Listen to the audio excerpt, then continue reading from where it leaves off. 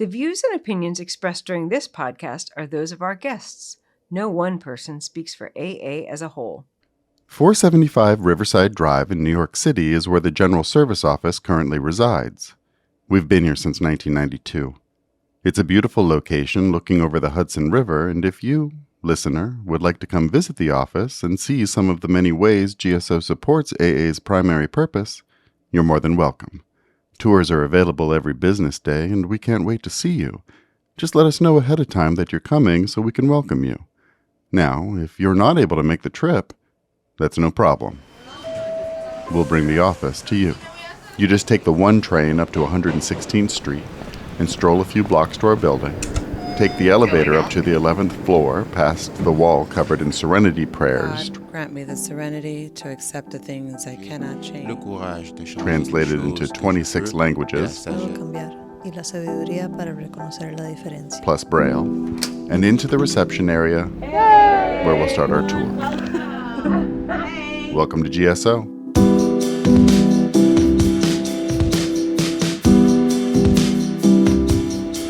Hello, my name's Jake. I'm an alcoholic. Hi, I'm Mary, and I'm an alcoholic. Hi, I'm Jeannie, and I'm an alcoholic. Hi, I'm Fred, and I'm an alcoholic. Hello, I'm Richard, alcoholic. My name's Chris, I'm a recovered alcoholic. I'm Nathan. I'm an alcoholic. And I am Marissa, and I am not an alcoholic, but I am going to be your tour guide today. Marissa Splendorio is a staff associate here at GSO. AA membership is not a requirement for all positions here at GSO, but there are some that do require membership. We'll learn more about those later. Leading these tours is one of the staff associates' many assignments. Starting in 1938, the General Service Office grew up around Bill W., co-founder of Alcoholics Anonymous. The General Service Office and the Grapevine offices occupy the entire 11th floor. In total, between these two service offices, there are approximately 100 employees working here at GSO.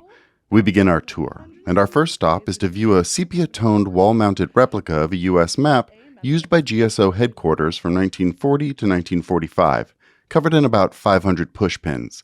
The GSO Archives Department found a letter written by a staff member in 1940 explaining the use of the different colored pins. It reads, "At our office, we have a large map worked out with a system of pins.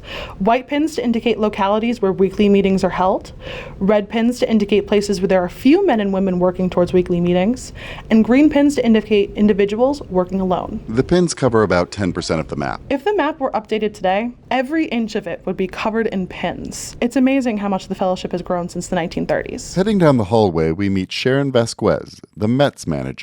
METS METS stands for Meeting Events and Travel Services Department. Overall, we see all GSO-driven events when it comes to a conference, regional forums, or any one of virtual events as well. Then we see Beverly Jones-King. This is Beverly. She is I'm going to give you the correct title, our Executive and Legal Administrator. Beverly, would you mind just describing what you do here at AAWS very briefly? Everything legal is what they say. Thank you, Beverly.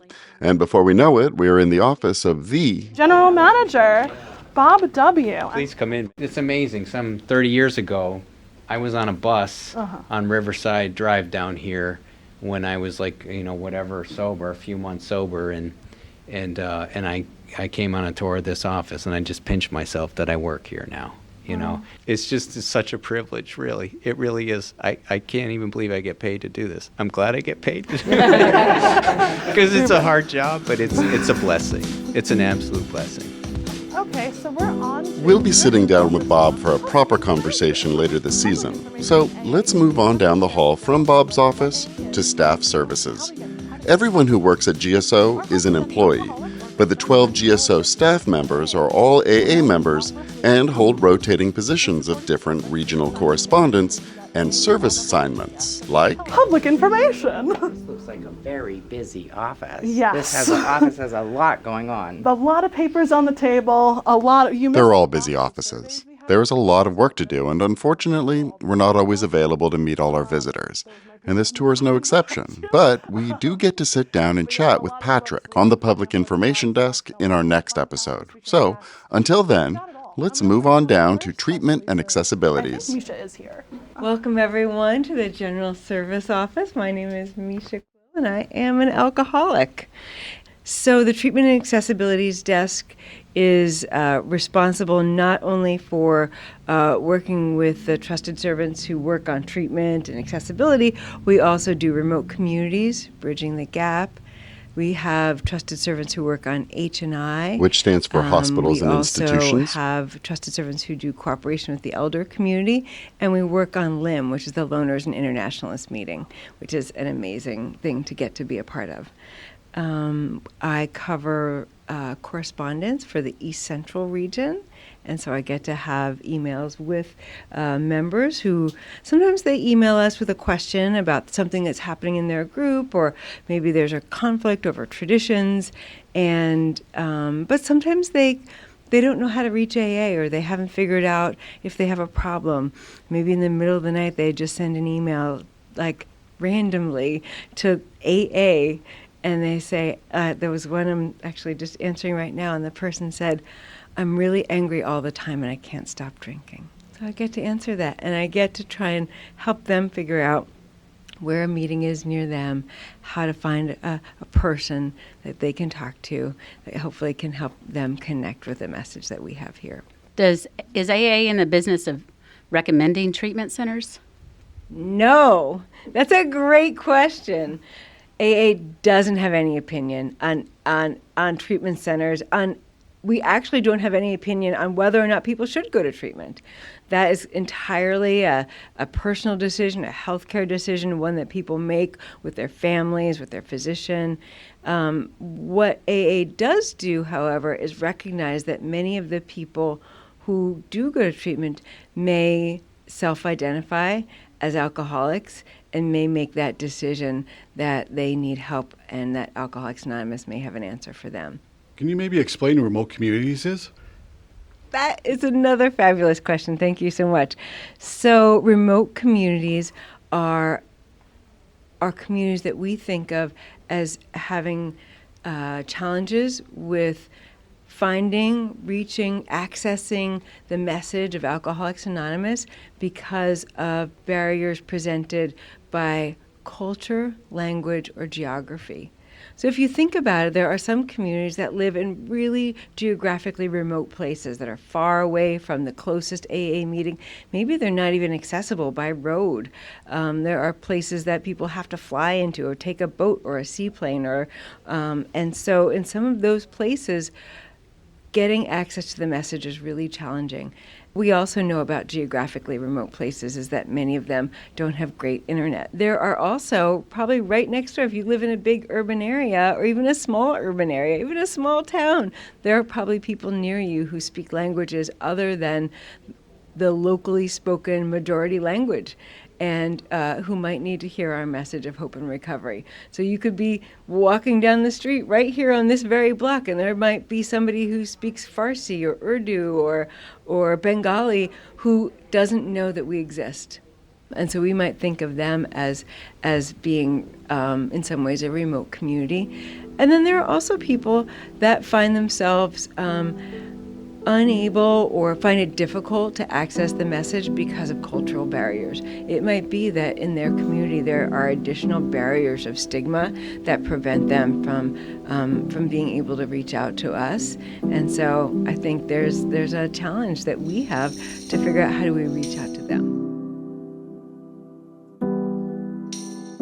Moving on down the hall right next door to Misha. This is the corrections assignment. Eileen. I'm Eileen. I work on the corrections desk. It's amazing. I always say this desk has spiritually rearranged me. Later this season, we're going to talk corrections with Eileen in depth. But just to give you a bit of an idea of what the corrections desk does. So the few services that we provide through the office are the corrections correspondence service, the pre-release contact information, as well as we respond to over 80 to 100 letters a week, where we provide services to the person in custody. We respond to the letters, and from the letters we create a newsletter called Sharing from Behind the Walls, which we produce every 3 months.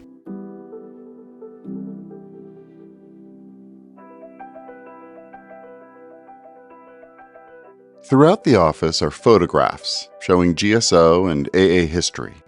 Outside the next office is a GSO favorite, a 6-foot-tall black and white picture from the 1968 International Congress of AA. A man with a crew cut and skinny tie talks to a woman in a white shift dress and matching cardigan and a bouffant hairdo in front of a sparkling tinsel-decorated CPC display. CPC stands for Cooperation with the professional community.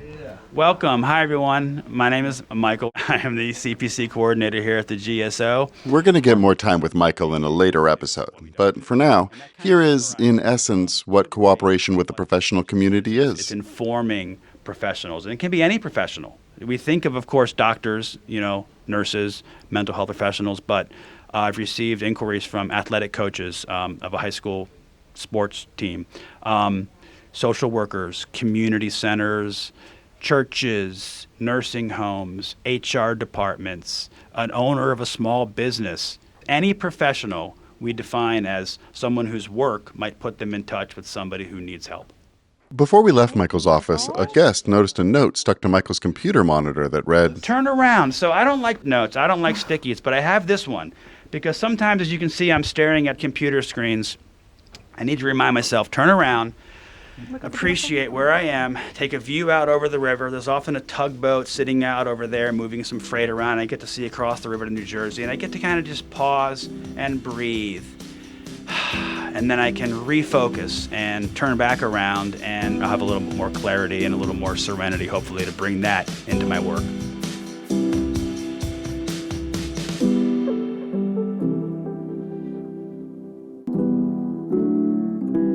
For more information about AA, please visit our website at aa.org.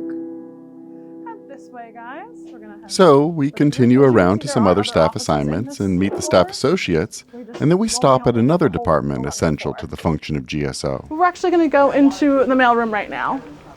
This is Aubrey. He's great. Aubrey Pereira has worked here for more than 40 years and has seen GSO grow in 2 different locations. We take care of all the incoming mail, which is about 40,000 pieces annually that we do here and distribute it among the staff and all the different departments.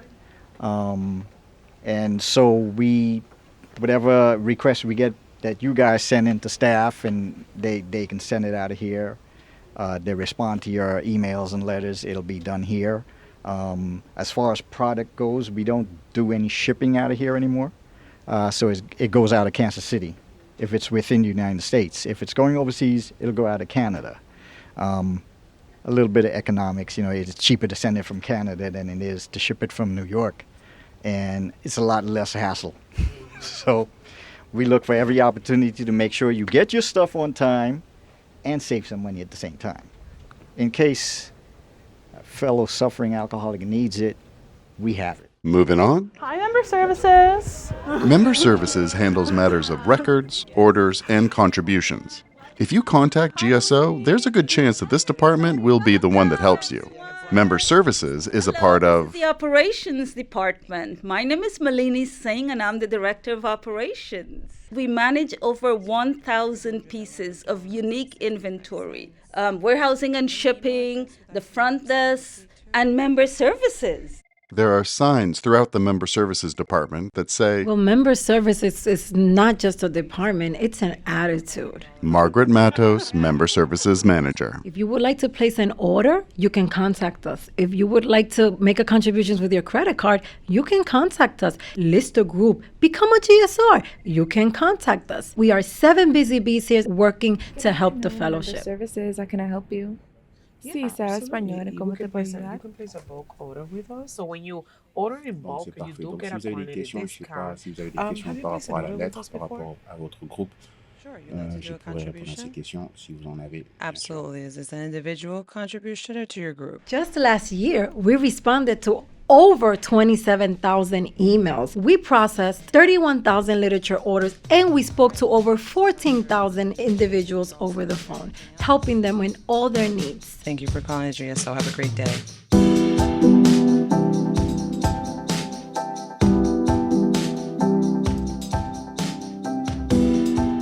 To find a meeting near you or a meeting online, download the Meeting Guide app on your mobile device. Just around the corner from Member Services is Grapevine. Here's Chris, Grapevine publisher. So the Grapevine is a monthly magazine of AA sharing. It's a great way for members to share with one another in a sort of mass media way. We're also involved in a podcast of our own. We've had a great response to that. People can follow us on Instagram, apps for both Grapevine and Lavinia magazines. Lavinia is our Spanish language magazine. The development of the Grapevine, how did that come about? Well, there was a group of people in New York who started a newsletter, and they came to Bill W. in the New York office and pitched the idea of making a national newsletter. Marty M. was one of the original editors. She was a good friend of Bill's, and they pitched the idea, and Bill loved it. And they started the Grapevine back, I think, in 1944. Folks that are here will be able to see that, the first copy of the Grapevine. It's in our display case over there. Grapevine Editor-in-Chief John W. showed us the display case, including that first copy of Grapevine. Yeah, we also have the very first Grapevine. It looks like a newspaper. It was put out in 1944, and we have that right here in the frame. So the slogans you find on AA meeting walls, they were all originally done by the Grapevine, and that, like the first things first, and easy does it, and one day at a time, and think. Those all came from the Grapevine. I didn't know that until I worked here. Over 30-something books. We have a whole book full of military experiences in AA. We have an atheist agnostic book. We have a women's book, a book for young and sober members. We have lots of books, and many of them are in Spanish and French. The Spanish members love the books, just like they love Lavinia, which is the Spanish language magazine that we produce. Oh, we got to swing by Lavinia. Hey everybody, I am Paola. I am Lavinia editor. Lavinia is the international magazine of Alcoholics Anonymous. It's the Spanish magazine that we have for the Hispanic members that write their recovery stories for our magazine. We used to just translate Grapevine, the stories from the Grapevine into Spanish, but now because the Hispanic community has grown so much, we receive so many stories in Spanish, and we are able to only publish Spanish stories from our Hispanic members. Thanks everybody, have a great time.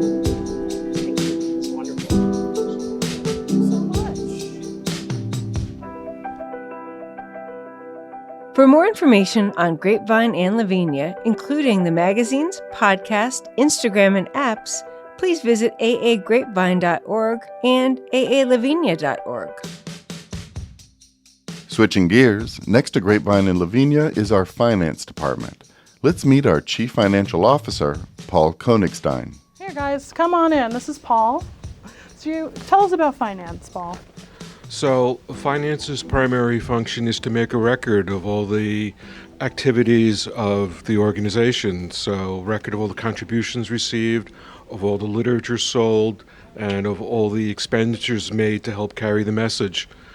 So we have a team of 8 people who make sure that information is recorded timely and accurately, and they categorize it to different accounts so that we can understand where the money is coming from and how it's being used.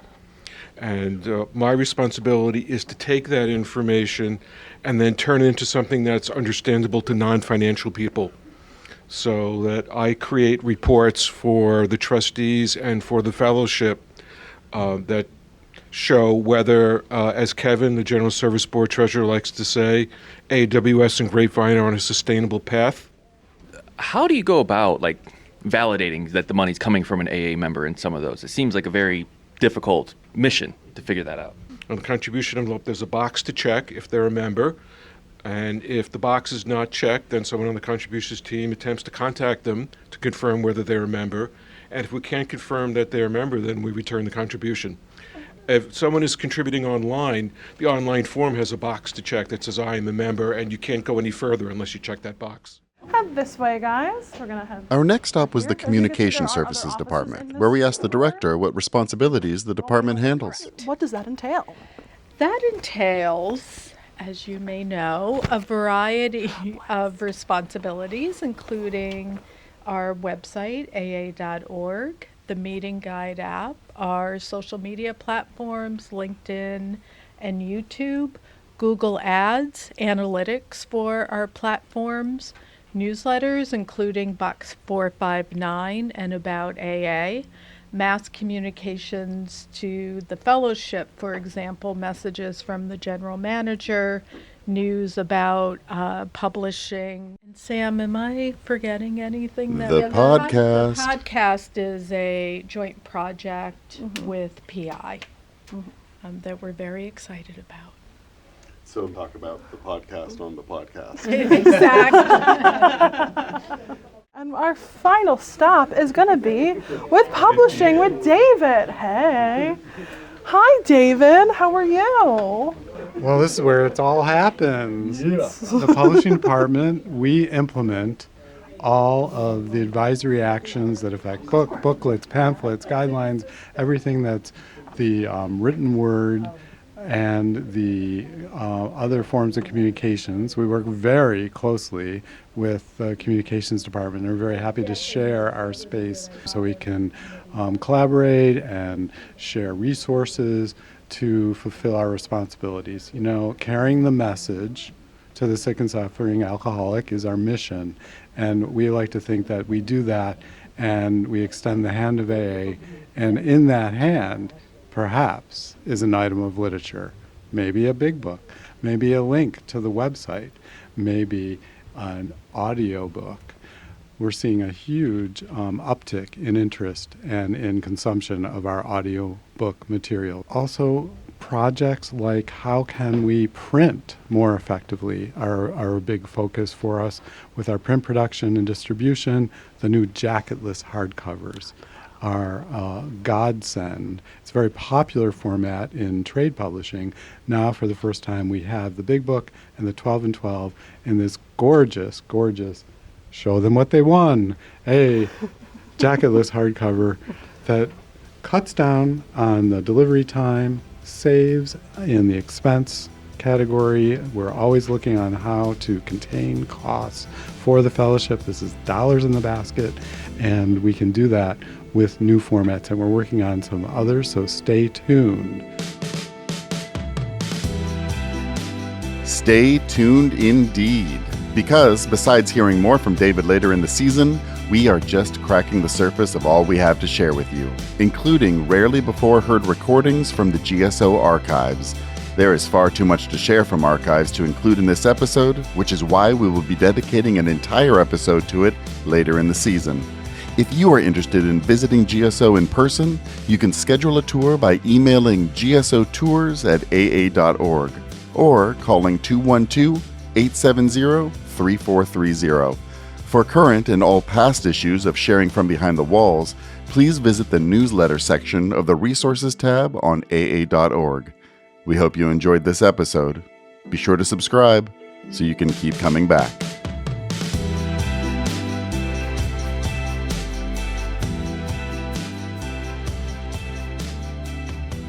In this podcast, we respect the anonymity of AA members. Last names are shared only for those who are not in AA. Thank you for listening to Our Primary Purpose, a podcast produced by the General Service Office on behalf of the Fellowship of Alcoholics Anonymous in the U.S. and Canada.